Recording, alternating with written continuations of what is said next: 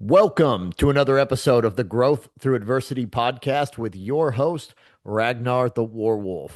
What is up, people? So, today we are going to talk about specificity, peaking, and deloads. And those are just fancy ways of saying that we're going to talk about how to effectively build a program to reach the goals that you want and why we do some of the things that we do. You guys that are in my program will see these kind of things regularly.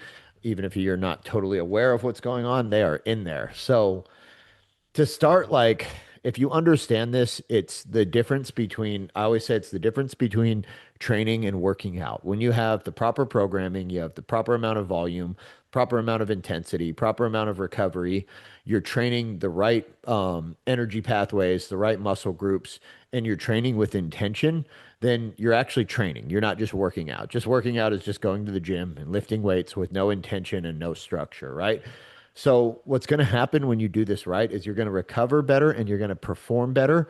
You're going to recover faster, you're going to perform better, and you're going to optimize your results, right? So rather than staying stuck for years doing the same things over and over again, you're going to actually get the results that you want to get. So we got to start with specificity because there's an old quote, adaptation is specific to the demand placed upon it, right? So if you don't actually define what you're training for, you're literally just exercising. So you have to have an idea of what do I want to do? Do I want to build muscle? Am I training for some kind of sport? Am I training for a race? Am I training for strength? Like all of these require slightly different modifications to how we build the programming, right? And like a great example is there's a fundamental difference between how I trained as an MMA fighter and how I train today, right? Because I still carry some of those elements from my MMA days into my training, but I'm definitely much more focused on like a hypertrophy centric type of workout. So more on building muscle and then just kind of maintaining like some of those tactical elements that you pick up in training. Whereas in MMA, it was the exact opposite. I didn't want to put on too much muscle because then I would have to go up a weight class. The cuts would have been harder, but I wanted to be incredibly fast. I wanted to be incredibly strong, and I wanted to be very explosive and have really good endurance and cardio. So I trained specifically for those type of things. And it's literally everything requires a little bit different of a training structure. So whether we're talking about strength, whether we're talking about hypertrophy, fighting, racing, fat loss, tactical performance, longevity, all of these require, there's going to be some carryover and some parallels that are the same, but they all require slightly different structure and slightly different training. And what we're really looking at when we're talking about specificity is what is your body specifically adapting to?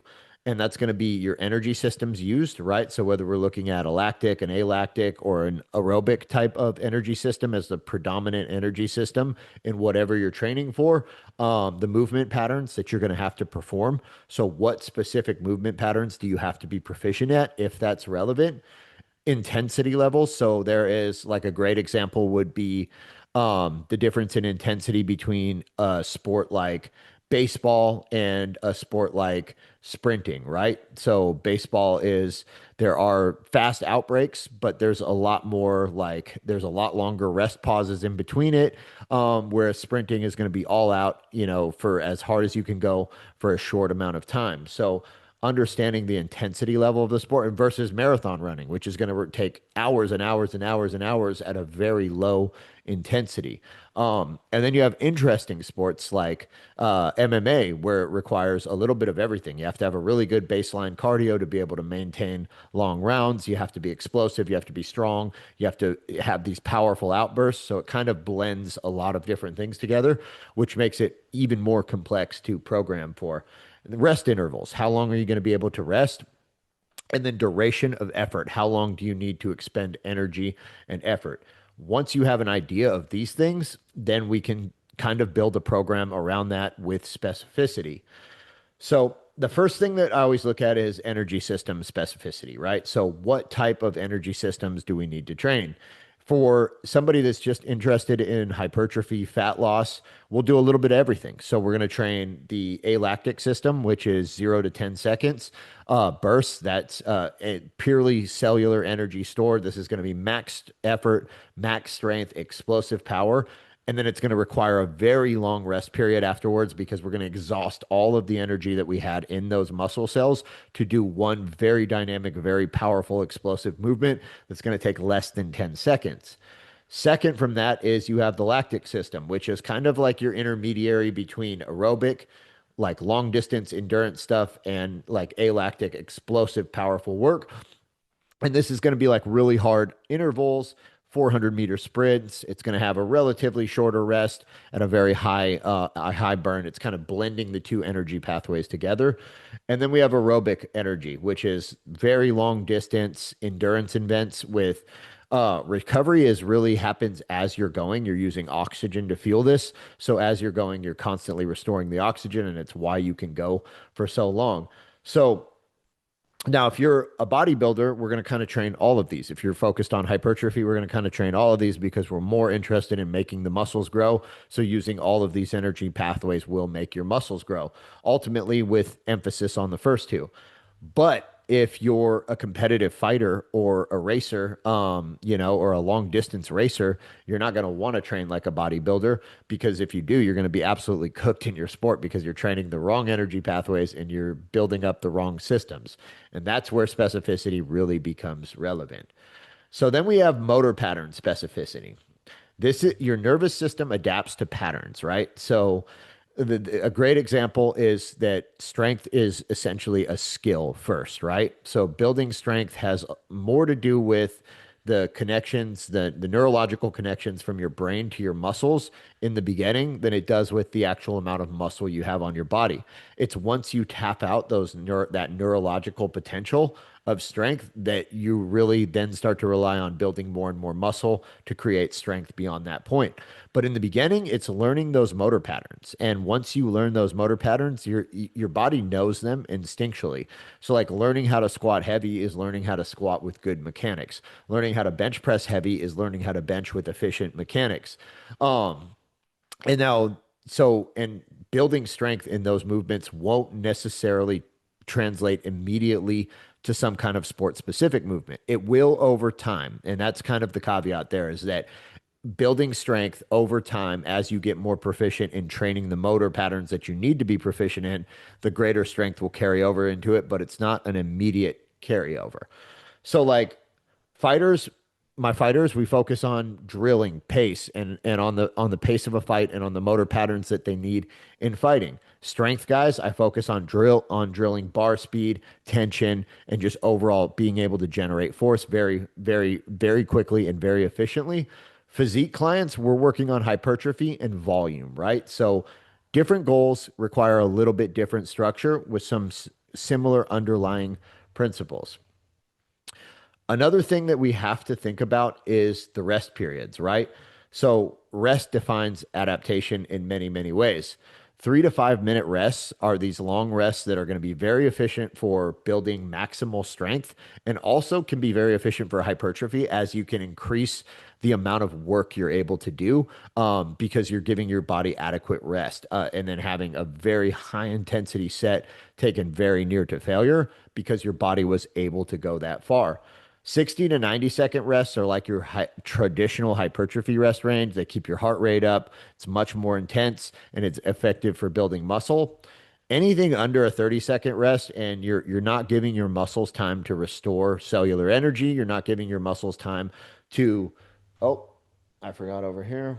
You're not giving your muscles time to actually recover. So what you're doing is you're basically, it's just conditioning at that stage. You're building up your endurance and you're building up your conditioning over time.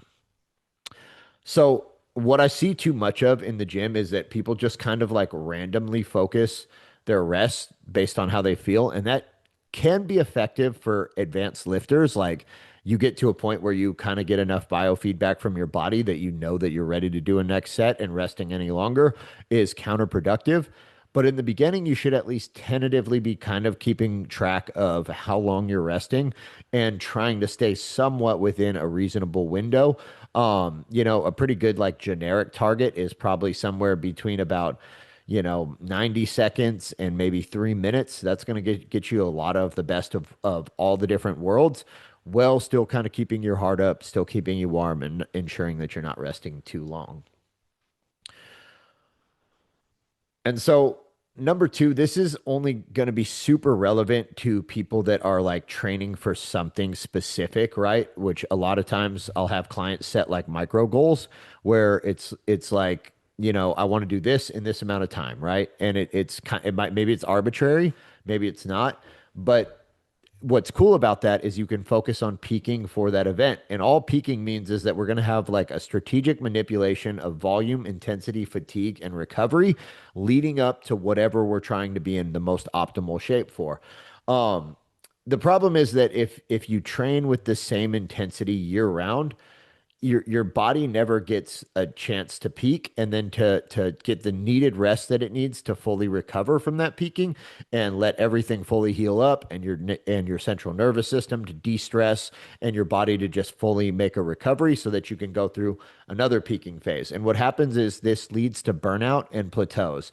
You end up just kind of feeling tired, feeling run down, and just kind of getting average results because you're not giving your body the what it needs, which is bouts of incredibly high intensity and then bouts of less intensity to recover from that incredibly high intensity so you can get back to doing incredibly high intensity, which is what really gives your body the stimulus that it needs to change. So like peaking structure, and this is going to be like probably a little bit advanced, but it's still a good thing to have like a foundation of. So the first phase is what we call an accumulation phase, and this is why our program takes a year. This is why we train in year-long blocks, and it's all literally mapped out from the very beginning. And these are the phases that we go through in that block, right? And so the first phase is accumulation. It's higher volume, more moderate intensity, where we're building that foundation, that base, letting you get familiar with the motor patterns, letting you get familiar with the movements, comfortable in the gym. And we're slowly building muscle and we're building up your capacity for work. What will follow that is phase two, intensification. We're going to lower the volume and go through strength blocks where we're going to have higher intensity. We're going to have much heavier weights and we're going to have more specific work that's going to cause a lot more fatigue, but it's also going to get you a lot better results and a lot more adaptation. But you can't do that second phase without first building the foundation, or else you're going to set yourself up for either burnout or even worse, God forbid, an injury. And then the final phase is the realization or the taper phase. And this is where we're going to kind of deload. We're going to drop the volume significantly. We're going to maintain relatively high intensity. We're going to increase our rest intervals so that we're staving off the fatigue.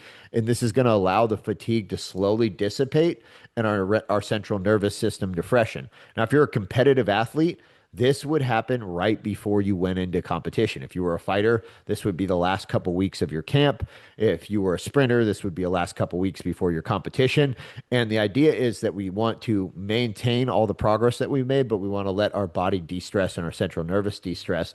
And it's good to do this in training, even if you're not training for something specifically, because it periodizes your work, breaks it up into periods, and it makes it to where you're able to recover from everything adequately and able to continue to make progress on a macro basis. So looking at your progress measured over the course of years rather than days or weeks or months.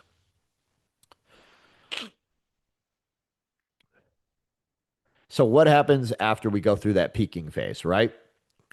You don't want to stay at the summit. That's another mistake that I see a lot of people make, especially in my fighting days. We saw fighters do this all the time. They would just go from one fight camp to another to another. I did it for years. It's kind of part of the sport. But what happens is you don't actually let your body fully recover.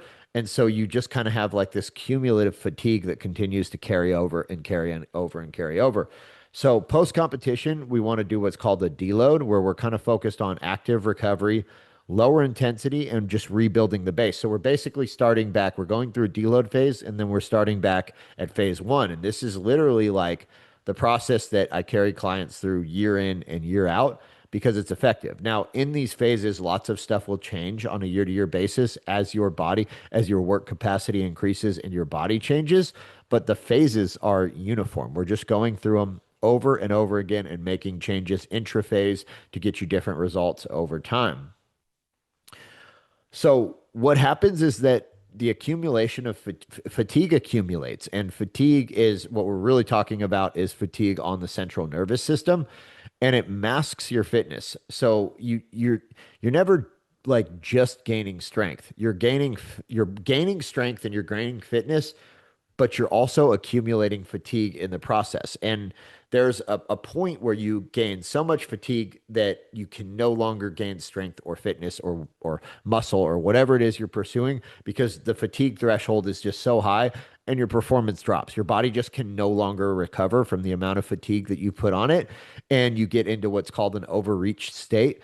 And the only way to combat that is to make sure that we do regular deloads. Now, I will put the added caveat in that this only becomes super relevant for intermediate to advanced lifters. So in the beginning, like your capacity for work is so low that you're not able to accumulate enough fatigue that you really need to take deloads. This becomes relevant when your work capacity is so high that in order to get any stimulus on your body, you have to create so much fucking fatigue that your body is just gets overloaded with it, right? Um, and so this is something that I don't really look at in the first couple years of training with somebody. Like if I sign somebody up who's new, I'm not really like putting them through a deload every 12 weeks. This is more for advanced, at least intermediate to advanced lifters. And your body will start to give you feedback and let you know that you need to deload when it's starting to get overstimulated and when it's starting to get ran into the ground. So once you get to that phase, it's usually every 12 to 16 weeks. Again, it varies. Sometimes you won't need to do it. I don't schedule deloads based on weeks. I schedule deloads based on how your body is responding or how my body is responding. And when we start getting biofeedback that indicates that we're overtrained or overreached and we're starting to have problems, that's when it's time to look at doing a deload. So why deload? Number one, it's going to restore your nervous system. Number two, it's going to reduce joint stress. It's going because in training this hard, you are beating the shit out of your joints. The soft tissues around your joints, tendons, ligaments take a lot longer to recover than muscles do. So what happens is they get broken down, especially tendons get broken down with muscles, and muscles heal, in a matter of weeks. Tendons take months, right, to completely heal. Now they will heal a little bit along the way, but what happens is you can do so much damage to them that you begin to outpace their ability to recover from it. And a good deload cycle can help, those tendons fully recover and be able to not, get those cumulative, bicep tendonitis or other overuse injuries that can occur with that. Another thing it'll do is it'll lower your systemic inflammation, which is obviously important for just about everything that you do. And it's going to improve your hormonal balance and it's going to resensitize your body to stimulus. So we're not just training to stave off injuries and overuse. We're also a little bit of a deload can resensitize your body to the stimulus, right? Because you train so much and your body just gets so adapted to the training that's why we're always shifting and changing. Like for my clients, you guys will see that usually on about a monthly basis, we're changing out your training templates. We're changing out the training blocks. We're making adjustments. We're taking a barbell bench press and doing a dumbbell bench press and taking a dumbbell bench press and doing an incline Smith press. And it's because we want to constantly keep your body guessing. We want to do the movement patterns that work, heavy pressing, but we want to change out the type of pressing that we're doing so that your body doesn't just adapt to just always only ever doing the bench press for 10 years. Like, it just kind of it allows your body to resensitize to the stimulus. A deload does that on a major basis. So a lot of times when after a deload, what will happen is, we'll be stuck in a plateau and then we'll shatter that plateau. You're also much less likely to get injured and it's much more sustainable, right? Because you have intermittent breaks in there and you're not just like doesn't feel nearly as hopeless that it's just always constantly super difficult because it's broken up into periods and cycles and phases.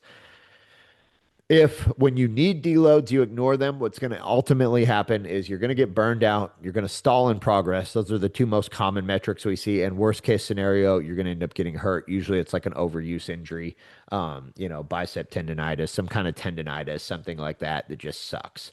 So the way that we deload is very simple. We want to reduce volume. I cut cut it in half. So whatever our volume is, our aggregate volume, we just cut it by 50%. So if we're doing, let's just say 10 sets per muscle group per week, on a deload week, we'll do 5 sets per muscle group. You want to keep the weight moderate, but you do want to reduce the intensity. So usually by if instead of training at an RP of 9 or 10, we're going to train at an RP of about 6, maybe no more than 7. We're not grinding out those reps. So it's almost like what a deload really feels like is you're going to the gym, you're going through your warm up, and then you're going home. Like you're going through one big warm up where you go through all your little warm up sets for your workouts, and then you just go the fuck home. So what we shouldn't do is accumulate any fatigue whatsoever, but what we should do is put a little bit of stress on the muscles, get some blood moving around, and just make sure that we don't lose any of our progress or lose any of our gains, and also just keep our body in the mode of training. So we're still moving, we're still training, we're just reducing stress and stimulus. So though bringing those three elements together are some of the core elements of good programming, right? So when we talk about good programming, we're thinking about specificity. What are we training for, right? And if it's just like longevity and health, then it gives us a lot more flexibility. If it's something specific, then we need to make sure we're training specifically for the motor patterns that we need, the energy demands, the rest cycles, all of the specific elements of that, or else you're not going to get any more proficient at it. So specificity, and then peaking, right? And then going through the different periods of training throughout the year and whether we're actually peaking for events, competitions, etc., or just running our body through the different phases, higher volume, lower volume. And then deload is kind of like the key to putting together program on a macro basis when we're thinking about things on instead of in weeks or days, but rather we're looking at the big picture of what is our training going to look like for the next year. And you should be thinking in those matters. Like really, again, it's the difference between just going to the gym and working out and actually training with intention. And one of them, produces very little results, and one of them produces excellent results. So strength is built in cycles. Growth isn't linear, it's wave based, right? So we go through growing phases and then we go through cutting phases. And it's important to push yourself hard, but it's also important to recover properly. And that's why I always say, like, we want to train hard, but we also want to train smart. And this is a lot of the things that we're thinking about when we're building programs for you guys and mapping things out on a year. And then we want to also be very precise. You know what I mean? So everything is scientific and everything is precise because it's what works, right? There's nothing random or arbitrary about it. It's training with intention and it's training with intelligence. And then repeating that over long time horizons. So that's all I got for you guys today. This is going to be my last live in Texas, which is kind of crazy. So I'm going to go ahead and open it up to my clients in the Zoom here for any questions you might have. If you have questions, just go ahead and unmute yourself and ask them. You can ask me anything. It doesn't have to be specifically about that. I'm going to give it a couple of minutes here for you guys to muster yourself. Instagram, good morning.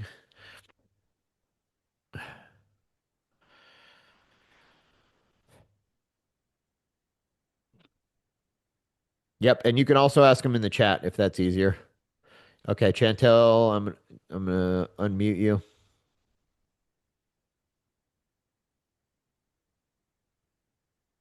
Hello, sir. Hello, how are we doing, Chantel? I'm doing all right. So, question, Yep, when you are taking your breaks, what is the max? I noticed that like the harder workouts, like the squat, for example, yep, I notice if I take a longer, like say 2 minutes break, I yep. tend to do better doing my next set. So, what is the longest like break time that I should be taking during like those harder workouts? Yeah, that's a fucking great question. So honestly, it is very much tailored to the different exercises. The one you used as an example, squat, is a great example of an exercise that it might literally take you 5 minutes or longer to recover completely from a squat and be able to get another effective set. Um, So the metrics that I look for, and at the level that you're at, you're pretty advanced. So what I would look for is I would look for your body's feedback. Number one, like cardiovascular. So when your heart rate calms down to a semi-normal beat per minute, like you're still can be over 100, but it shouldn't be beating at fucking 180 beats a minute and feeling like it's going to explode. And when you're not sucking air, like you're gonna gonna die, you know what I mean? That's the first thing I watch for. Number two, like when my body stops involuntary shaking, that's another good indicator. And number three, just like kind of like when you know you're ready to do another set. When you reach that point where it's like, okay, now I'm just being a pussy and I just don't want to go. I just don't want to go in there because it's gonna suck, but I know I'm actually ready.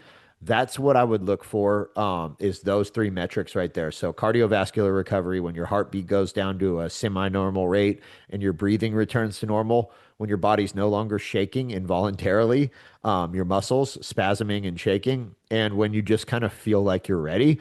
And on a hard exercise, like on some exercises, that might be as short as a minute, minute and a half. On a move like the squat, I would expect somewhere in the 2 to 5 minute range, especially on a hard set, with like, 6+ reps. Like, yeah, that's going to take some time to recover from. Okay. Does That's that make? what I was guessing. No, yeah, it does because I've noticed even like with the dumbbell bench press or like the bench press, if we're doing 6 to 10 reps and but I'm kind of heavier on the weight, I've Yep. noticed that if I take a longer, like 2 to 3 minutes, hold on, please, wait, a 2 3 minute break, my set is better. Yep. And that's the key. What you just keyed in on is the key. That if you Mom. don't rest long enough, it's gonna take away from your next set, right? So you're not gonna you're on a set you could maybe do 10 reps, you'll only get six reps. So you're leaving 4 reps on the table that if you would have just rested another minute, you would have been able to get. And ultimately, the more volume you put on the muscles, the more tension you put on the muscles, the more they're gonna grow and the stronger you're gonna get. So yeah, you hit it right on the Okay. head. Rest long enough to be able to, your sets, if you're doing two working sets and you get 10 reps on the first set, you shouldn't only get like 5 reps on the next. And if you did, it's probably because you didn't rest long enough. You should get like 8 to 10 reps on your last set too.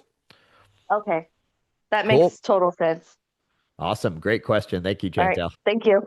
Yep. Later.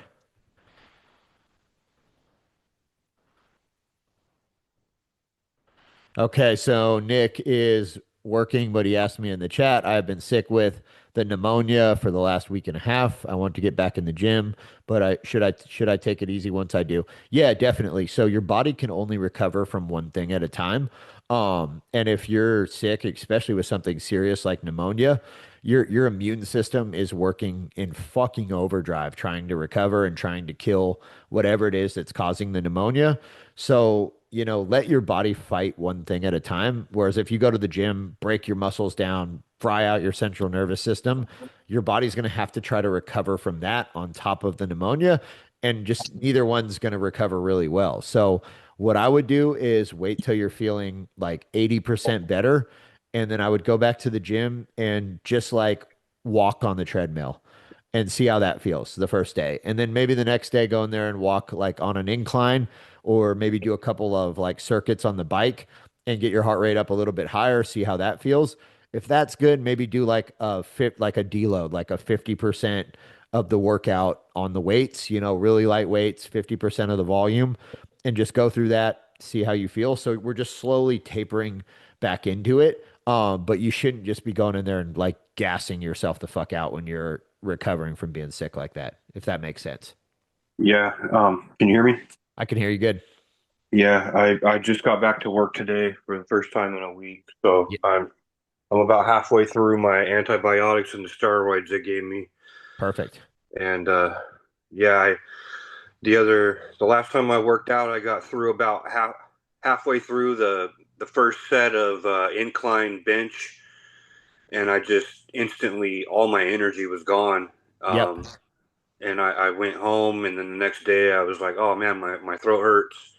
And the following day, I started getting the running up. It basically started building up to having a cold, Yep. then bronchitis, and then Fuck. And then I finally went to urgent care and they did the X-rays and they're like, "Oh yeah, your lungs are full of fluid, dude." Oh, And lovely. so for about the last, let's say, 5, 6 days, I've been on antibiotics and steroids trying to clear it out. Cool. Yeah, no, so at that 5, 6 day mark, like you're not contagious anymore.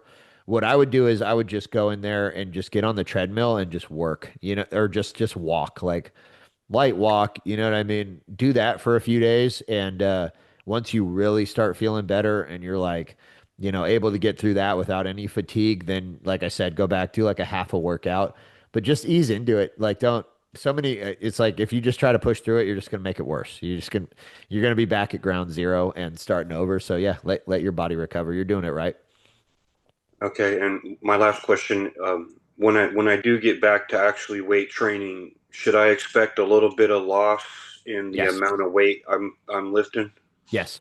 Yes, but it should be temporary and fleeting because you're not going to have lost like, you haven't been bedridden for months. You're not going to have lost any muscle or anything, but you're not training like you were every day, so your body's not as adapted to it. So yeah, expect a decrease in performance and then it'll recover probably within about a couple of weeks.